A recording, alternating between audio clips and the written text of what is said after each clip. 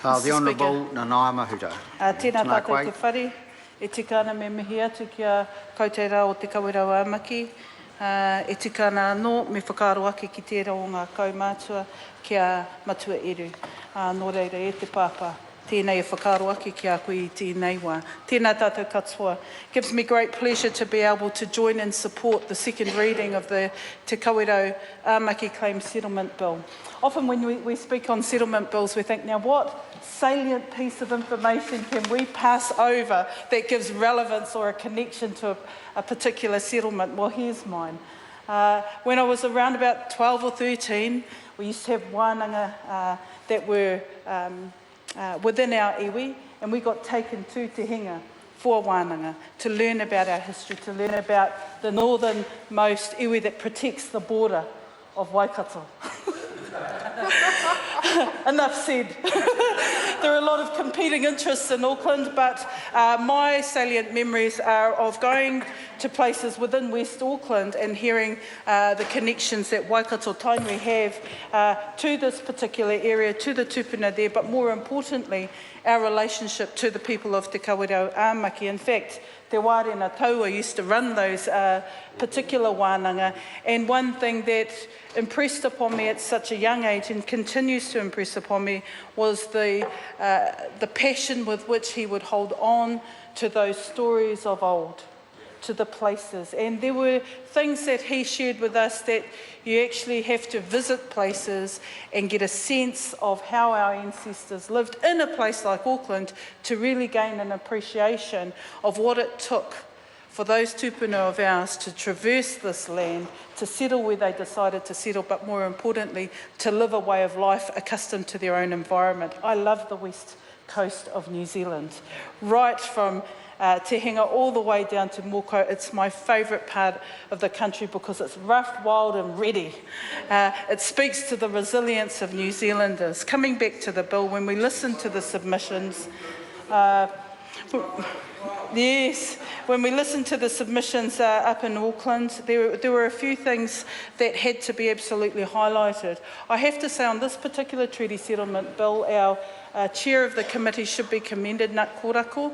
He managed to steward through some useful discussions, I felt, of the committee in making the recommendations which, Minister, you will be introducing as an SOP to the House.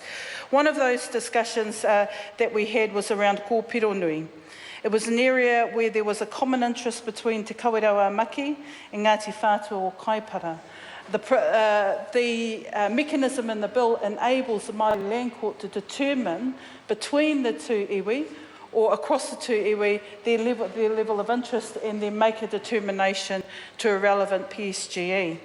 Now, the submission that we heard was a representation of Ngāti Whātua o Kaipara that upon the recommendation of the Māori Land Court, was it possible to transfer the ownership interest to the actual whānau rather than the PSGE? We erred on the side of caution. We felt that the issue of determination had to absolutely belong to the Māori Land Court, and to give a third to try and say as a select committee that a third party interest should therefore have a right as a result of that determination probably wasn't a prudent course of action to follow. And we believe that the Minister in this interest, your officials gave very good advice around that particular issue that we considered. And this hasn't been the first time that we've done that. In the Tūhoi Settlement Bill, the Māori Land Court had to determine levels of interest around the lake, I think, and the mechanism was there to be able to transfer those interests to Ahu Whenua trusts. And what it does, I think, in the reality of the competing interests is it provides an opportunity for a space saver, for the Māori Land Court to play a useful role in these types of decisions. The other issue which the Chairman spoke very well to were the representations that we received from three families, Mr Bellamy, the Lusk whānau and the Hari whānau. Mr Bellamy had his interests in the Te Hinga area conferred under the Conservation Act. the Hari family had long-standing interests in the Tehinga area. We spent some time as a select committee deliberating over the nature of their interest, the covenants that they had enjoyed in terms of access to the property, the way in which they perceived their connection to the land, and it almost felt like that was their tūranga waiwai. There was a lot of empathy around the committee, around the way in which they had some natural heritage values that were being practiced. I did get a sense that they felt somewhat left out of the settlement process and their interests hadn't been taken into account through the negotiations. I'm pleased that the Select Committee were able to address and make some useful recommendations to the Minister to consider. Some of those recommendations were around representations we heard, that they wanted to have access for a vehicle. They had walkway access to their property. They wanted vehicle access, and we had to determine, well, what's the extent of that vehicle access? Is this one vehicle or is this 50 vehicles? What's the nature of their property? Is this one house, or do they intend to build a few mansions on the property? After considering everything within context, here's a family that have a very small homestead that is visited by members of their family. They've buried their mother there. This is the Hari whānau. They're not intending to have infrastructure access beyond what is currently on the property.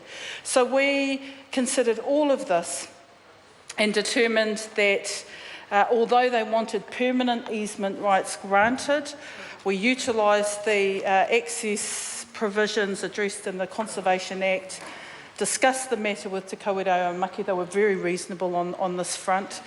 We suggested that there were they had a 30-year occupation type interest, which could be renewed for another 30 years. And we thought that that was entirely reasonable. It falls short of their representation, there's no doubt about that.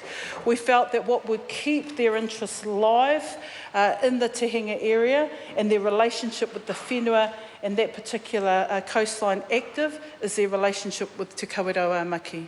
And in fact, Te Kawerau Maki agreed as well that when this issue comes up in another 30 years, we would hope that the descendants of those who made submissions to our Select Committee would have a mature enough relationship to revisit that discussion, continue that live relationship with the whenua, with the local tangata whenua, Te Kawerau Maki, and then be able to move forward. This is a practical outcome. I don't know if it's an approach, Minister, that you've certainly encountered in other settlement legislation, but I think it was a valuable way in which I hope you feel that the Select Committee was being constructive towards an outcome that reflected a treaty settlement that could benefit everybody.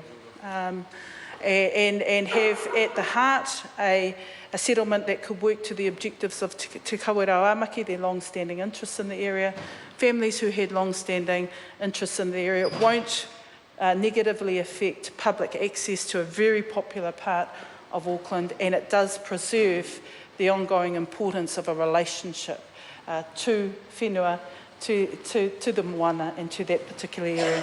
Nō reira, paku kōrero māku hei whakarapo poto na whakaro o tō mātou komiti. Thank you.